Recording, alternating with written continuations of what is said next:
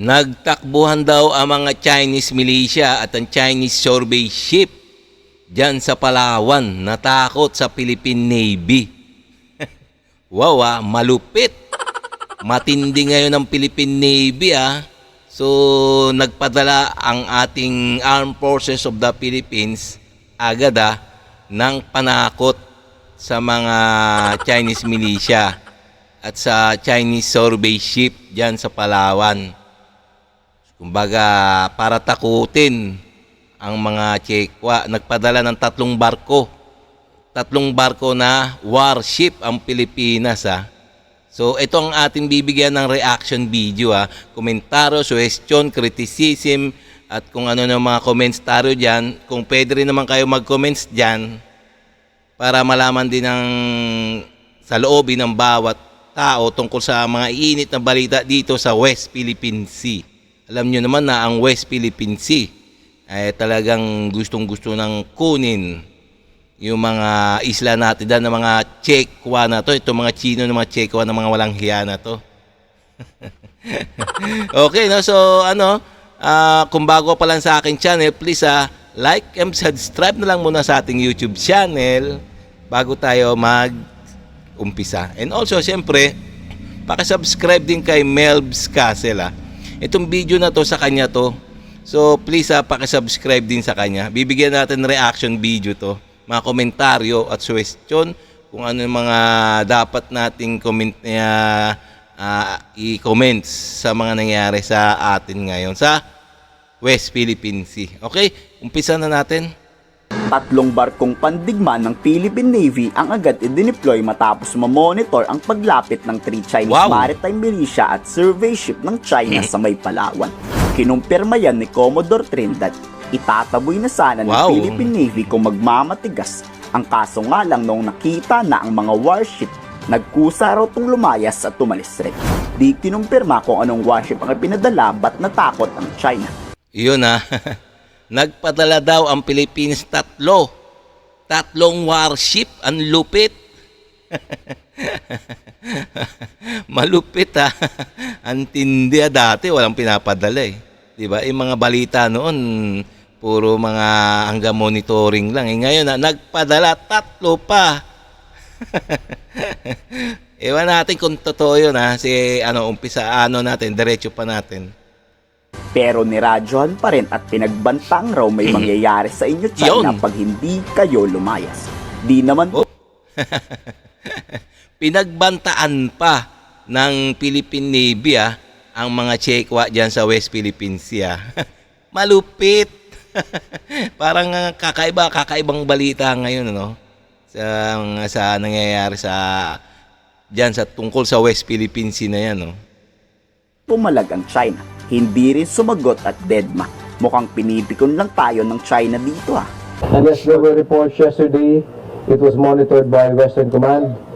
They sent a Coast Guard and 3 Navy ships to check on the reported presence of this research vessel. It so happened when they got to the vicinity, the research vessel was not there anymore. Our tracking is it exited southwest direction from the last reported position. Ang malaking pagkakamali ng Armed Forces of the Philippines. Ayan tingnan kumpirmado nga, nagpadala nga na ng 3 warship, 3 Philippine Navy warship. Ayan Commodore, spokesperson ng Philippine Navy, So dapat maniwala tayo sa kanya kasi kung ibabalita sa publiko yung kung ano ang ginagawa nila parang parang hindi na yata kaya-aya yon. 'Di ba? Kung ibabalita nila o sasabihin pa sa madlang people yung gagawin kumbaga baka malaman pa ng mga Chekwa yung mga bawat galaw ng military natin. Kaya nga ang kanilang mandato ngayon sikretong galaw. Kumbaga sikreto. So para sa akin medyo naniniwala naman ako. Para sa akin pwede din naman kayo mag-comments diyan sa baba kung naniniwala kayo na nagpadala ng Philippine Navy warship para itaboy yung mga Chinese militia, Chinese survey ship dyan sa Palawan. Pwede rin kayo mag-comments dyan kung naniniwala kayo o hindi. Bakit Philippine Navy warship pa ang ipinadala? Pwede naman at dapat inuna na ang Philippine Air Force Oo nga fighter naman. jet at nag-warning shot agad. Di ba mas mabilis ang pagresponde? Inaabot tuloy ng ilang oras ang itinagal bago kusang lumayas ang Chinese survey ship at Chinese maritime militia na escort nito. So as we speak, sir, Oo nga naman, pwede naman yung mga fighter jet natin para mas mabilis, no? So talaga isa ring kung fighter jet ang pinadala nila, mas mabilis o minuto lang nandun na doon sa vicinity ng mga area naman kung saan nandun yung mga Chekwa militia, mga Chekwa survey ship, nandun kaagad kung eroplano. Pero okay na rin para sa akin okay na rin, at least nagpadala ng 3 barko ng warship, ayun, para itaboy yung mga Chekwa, ang mga barko ng Chekwa dyan sa Palawan. alis na dun, sir, yung research vessels, pati yung other Chinese vessels na sinasabing nag-escort dito. Yes. As of yesterday, the report from Westcom was mula sa area and they were able to got to the area na reported ang presence, wala na siya doon. Pero based sa monitoring, sir, or sa tracking, gaano katagal nandun, sir, yung research vessel? Before makita kahapon before makita na wala na ron? I have to check on how many hours it has been there. The monitoring is they look at the entire West Philippine Sea. Hindi naman umalis ang Philippine Navy warship hanggat hindi lumalayo ang China. Sinigurado munang hindi ito babalik bago magpatrolya ulit ang PCG at Navy. Hindi naman to bumalik at dire-diretso na patungong South China Sea. Their presence there is illegal. Yes, tama yan. Tama yung ginawa ng ating mga Philippine Navy, no, na itaboy ang mga intruder, yung mga walang hayang mga walang hayang mga kakapal ng muka, ang kakapal ng muka ng mga Chino na to, itong mga Chekwa, no. So lagi na lang sila trespassing, hindi man lamang nagpapaalam sa Philippine government. Mga talaga, kakapal talaga ng muka. Kaya ayun, dapat talagang ginagawa ng ating Sandatan Lakas, talagang nakamonitor. Ay, hindi lang pala nakamonitor. Talagang action. Papadalan talaga ng mga barko. Hindi basta barko Hindi magpapadala ng Philippine Coast Guard kundi para sa akin magpapadala ng Philippine Navy. Ayun ang pantaboy sa mga intruder diyan sa West Philippine Sea. Philippine Navy talaga. Hindi Philippine Coast Guard. Para sa akin di ba? Pwede rin kayo mag-comments diyan.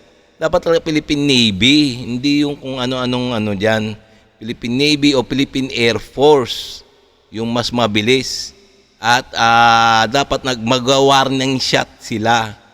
Warning shot lang naman, di naman magkakaroon ng gera kagad pag warning shot lang naman. Warning shot, ibig sabihin yun, lumayas na kayo, ganun. Kung hindi, papasabugin na kayo. Ayun, siyempre, pag nag-warning shot yun, siyempre, magtatakbuhan, aalis na yun. Kusang aalis na yun, siyempre. Diba? We will continue performing our mandate. We will not be deterred. Ang guidance sa atin is not to let up not only in Escoda, Ayungin, but all over the expanse of the West Philippine Sea. Hanggat maaari, ayaw ng Pilipinas ng gulo. Pero sa ipinapakita ng China, nais talaga nilang tayong unang magpaputok. Talagang sinusubukan ng mga Chinese ang pasensya ng AFP. Ang tanong, tayo kaya talaga ang unang magpapasabog ng kanyon? We're being tested almost every day in our territorial waters. But we're using Sa palagay ko ito nangyayari sa sa West Philippines, between China and Philippines. Kailangan talaga bigyan ng konting tapang naman ng ating mga Philippine Navy at saka Philippine Coast Guard, even yung mga kumbaga yung mga nangakasiwa dyan sa West Philippines, bigyan niya naman ng tapang ang sarili nyo. Para sa akin ikaw komentaryo lang to dapat tapang, hindi naman tapang na makipaggera, no? Talagang yung strategy ba, para ba matakot din naman yung yung mga Chekwa. Kailangan konting tapang naman. Ayun ang ko, no? Kumbaga komentaryo ko. Maximum restraint, and the president's made it clear that we will do what we need to do in supplying, especially the Sierra Madre, and continue to patrol our own territorial waters. Yes, tama. Without necessarily creating any conflict. However, as our Secretary of Defense said, we will continue and we will not stop, because as far as we're concerned, we're doing what is right, which is what is rightfully ours. May nilulutong plano tong mga Chinese, kaya iniimbestigahan ang ilalim ng dagat ng Yun. Palawan. Kayo, ano sa tingin nyo ang ginagawa ng China? At nagustuhan nyo rin ba ang aksyon ng militar kahit mabagal ito? Ikomento sa baba ang inyong salobin. 3 barkong Ayan, nakita nyo naman may nilulutong masasamang illegal na gawain ng mga Chekwa dyan sa ilalim ng dagat natin within EEZ, Exclusive Economic Zone, pasok sa ating teritoryo. Mayroon silang sinosurvey dyan. Baka nga may maganda, gusto nila makita yung mga langis. Pag nakakita sila ng langis dyan na potential na pwede silang yumaman, ayun nga, nila, sasakupin na uli nila. Katulad ng sa Ayungin Shoal noon. Yung mischief trip. Yun, talagang gusto nilang yung isla, kaya nga binakura na nila. Kaya yun, sa kanila na ngayon. Ganun yung mga Chekwa. Kaya dapat, para sa akin huwag magpapabaya ang ating mga kinaukulan dyan. Kailangan naka-monitor. Hindi lang naka-monitor Pag nakita nilang may mga illegal na pumasok sa ating teritoryo na walang paalam, kailangan itaboy na kagad, magpadala kagad ng Philippine Navy. Hindi Philippine Coast Guard Philippine Navy, hindi Coast Guard. Kasi ang Coast Guard, ang mandato lang yan yung magbantay sa ating bantay dagat. Bantay dagat lang ba? Kumbaga, hindi pwede panggera. Ay, mga Philippine Navy, talagang panggera yan. Hindi nila kayang banggain yan. O kaya butasin ng barko niyan, kundi may kalalagyan din sila niyan. Di ba? So, okay na ko, hanggang dito na lang tayo mga guys, no? Kung nagustuhan nyo yung mga ganitong mga reaction video, please like and subscribe na lang muna sa ating YouTube channel bago tayo magsara. Okay?